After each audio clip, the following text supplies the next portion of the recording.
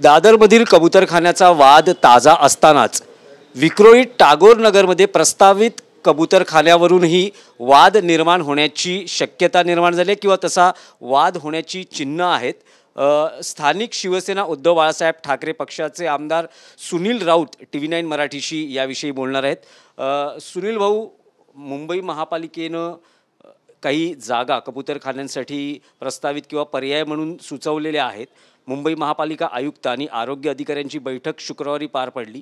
त्यात मुंबईतील 3 जागांचे पर्याय देण्यात आलेले आहेत। त्यात विक्रोळी मतदारसंघातील, तुमच्या मतदारसंघातील टागोर नगर ही सुद्धा जागा आहे। त्यावर तुमची भूमिका काय आहे? बघा, हायकोर्टाचा निर्णय अख्ख्या मुंबईसाठी, अख्ख्या महाराष्ट्रासाठी आहे। जर कबूतरखाना दादरच्या कबूतरखाना जर बंदी घातली असेल तर तो नियम संपूर्ण मुंबई महाराष्ट्रात लागू आहे। यांना जर 3 जागाच पाहिजे, 3 जागा माझ्याकडे पण आहेत ना, मी देतो त्यांना 3 जागा।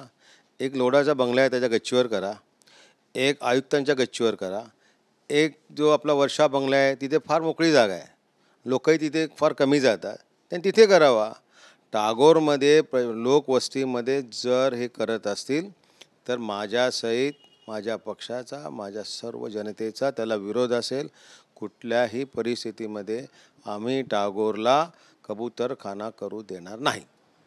जी बैठक पार पडली, 24 विभागातले सहाय्यक आयुक्त उपस्थित होते। अनेक ठिकाणी असं सहाय्यक आयुक्तांनी जो एक गुप्त रिपोर्ट दिलेला आहे त्यात त्यांचं असं म्हणणं आहे की लोकवस्ती आहे त्यामुळे त्यांच्या वॉर्डात जागा नाही आहे कबूतरखान्यासाठी। पण या बैठकीत जे 3 स्पॉट निघाले त्यापैकी अंधेरी घाटकोपरमधला एक भाग आहे, एक मालाडमधला भाग आहे आणि एक तुमच्या मतदारसंघातला विक्रोळी आहे। तर अशा वेळेस समजा जर हा प्रस्तावित आहे किंवा पर्याय सुचवलेला आहे, अजूनपर्यंत निर्णय नाही झाला आहे, जर हा कबूतरखाना म्हणजे तुमच्या मतदारसंघात असा कबूतरखाना निर्माण करण्याचा प्रयत्न झाल्यास पुढची तुमची भूमिका काय असेल? असं आहे, कबूतरखाना आमच्या टागोर नगरला आम्ही होऊ देणार नाही, ही काळ्या दगडावरची रेख आहे। जर दादरच्या लोकांना तो त्रास होऊ शकतो तर टागोर नगरची सुद्धा लोकच आहेत, जनता आहे, त्यांना सुद्धा सेम त्रास होणार। त्यामुळे त्या कबूतरखान्याला आमचा 100% विरोध असेल। परंतु मी जागा तुम्हाला सांगतो ना, लोढाचं एवढं मोठा बंगला आहे, घर आहे, गच्चीवर करू शकतो आपण, आयुक्तांच्या गच्चीवर करू शकतो, मलबार हिलला करू शकतो। मग सामान्य लोकांच्या ठिकाणीच त्यांना कबूतरांना का पाहिजे, कळलं? तर मग आमचा त्याला पूर्ण विरोध असेल आणि त्यांनी यायचं हिम्मत आणि प्रयत्नही आमच्या टागोर नगरला येऊ नये ही त्यांना माझी विनंती आहे।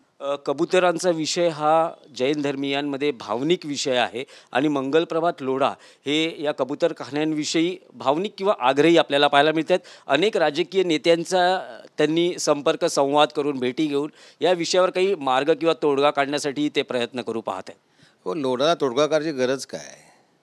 लोढाकडे मुंबईमध्ये एवढी मोठी प्रॉपर्टी आहेत, त्या प्रॉपर्टीमध्ये त्यांनी कबूतरखाना बनवावा ना, काय आमचा प्रॉब्लेम नाही। परंतु आमच्यासारख्या गरीब सामान्य जनतेच्या विभागामध्ये कबूतरखाना होऊ देणार नाही। त्यासाठी लोढाने त्याच्या जेवढ्या जमिनी, जेवढ्या प्रॉपर्टी आहेत त्या ठिकाणी लोढाने त्या ठिकाणी कबूतरखाने बनवावे, एक नव्हे 10 बनवावेत, आमचा काय इश्यू नाही। परंतु आमच्यासारख्या सामान्य गरीब जनतेच्या विभागामध्ये आम्ही कबूतरखाना होऊ देणार नाही। लोढा येऊ आणि लोढाचा अन्य कोण येऊ। TV9 मराठीशी बातचीत केली त्याबद्दल आपले आभार। ही होते स्थानिक आमदार सुनील राऊत यांची भूमिका। त्यांनी म्हटलेलं आहे की जो न्याय दादरमध्ये कबूतरखान्याला लागला तोच न्याय विक्रोळीमध्येही असेल आणि विक्रोळीमध्ये जर कबूतरखाना महापालिकेकडून निर्माण करण्याचा प्रयत्न झाला तर त्याला कडाडून विरोध केला जाईल। व्हिडिओ जर्नलिस्ट योगेश गुरवसह दिनेश दुखंडे, TV9 मराठी, मुंबई।